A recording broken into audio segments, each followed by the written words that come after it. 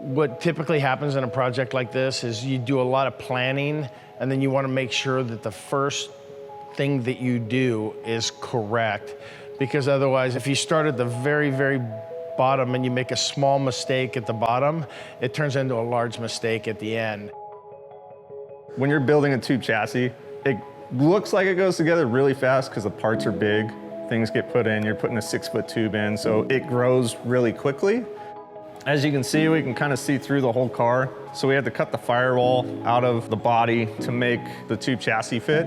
So with this one being basically a scratch build, we're basically putting its heartbeat and its guts back in it, right? Without changing the skin, which to me, that's the hard part. Without changing your skin, you can't grow, you can't shrink, you can't do anything. It has to be in that area that you're given.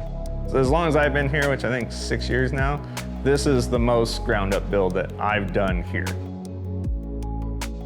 Today we're going to work on lower track rods for the rear, which are kind of an intricate part of this. Looking pretty close. 1 degree. Basically the rear track rod is what attaches the chassis to the rear axle and also the shocks. So there's quite intricate parts in it. So today we're laying it out, fitting all the little parts. We got to bend each part to fit on the track rod. We stacked up a bunch of wood. We're trying to figure out a good driver placement.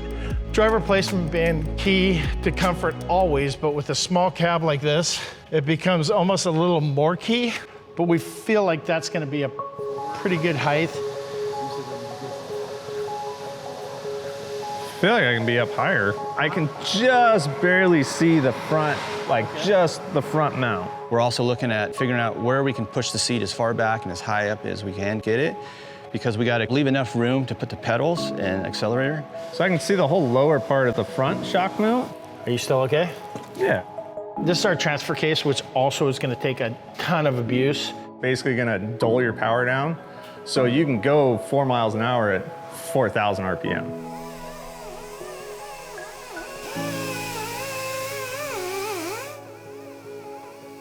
This is one of our proof of concepts that we're doing. And what I'm hoping to do is build a little conveyor belt system that would replace the center skid plate.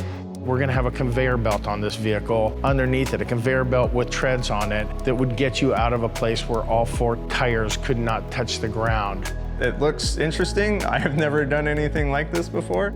To me, everything's doable. It's just how you get it done. So this is one of our tires. We looked at it and said, oh my God, look at that thing. It's way too small. It'll be 3 inches taller and it'll have a 20-inch rim to it. So at full bump, you're probably talking about the front tire being halfway up the windshield line. Always with SEMA, it's literally a finite launch window. No matter how much I would like to say, if I could have 3 more days, can you bump the show back 3 days? It's not even a thought. So no matter what you do, you know that it needs to be loaded up before the show starts to make it onto the floor before they open the doors to the public.